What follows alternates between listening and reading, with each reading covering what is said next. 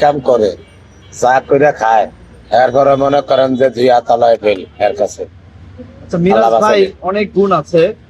তিনি একটি এতিমখানা আছে, অসহায় মানুষদেরকে অনেক হেল্প করে এবং তার সেলুনে অনেক মানুষকে তিনি ফ্রি সার্ভিস দেয়। এই ব্যাপারটা কেমন লাগে আপনার কাছে? অনেক ভালো লাগে, অনেক ভালো লাগে। যেমন ভাইয়ের যদি আরো দুটো হাত থাকতো তাহলে অনেক যা পায় তার চেয়ে আরো ডবল খাইতো। কথা বুঝিনি আমি কি গেছি? আমি যে রাস্তার কথা জিজ্ঞেস সেই রাস্তার কথাই কই। যেমন ভাইয়া একটা মাদ্রাসা আছে, সেলুন অসহায় মানুষের চুল কাটতে পারে, আরো অনেক জায়গায় গিয়ে অনেক হেল্প করে।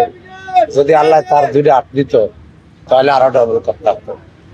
আবার নিজেও হাতে ধরে অনেক আপ্যায়ন করতে পারতো। এরও আলহামদুলিল্লাহ ভালো ভাইয়েরে আল্লাহ অনেক সম্মান দিয়ে রাখছে।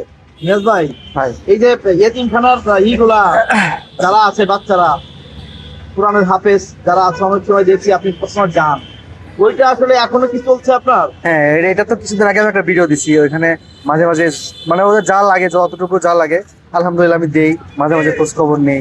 ওইটা কি আপনার নিজের কন্টেন্ট ক্রিয়েশনের টাকায়? না, সবকিছু আমার নিজের টাকায় না, এখানে আমাদের এলাকাবাসী প্লাস আমাদের এলাকায় কিছু সম্ভ্রান্ত লোকজন আছে, তো তাদের কিছু আমার কিছু সবকিছু মিলাই আর কি।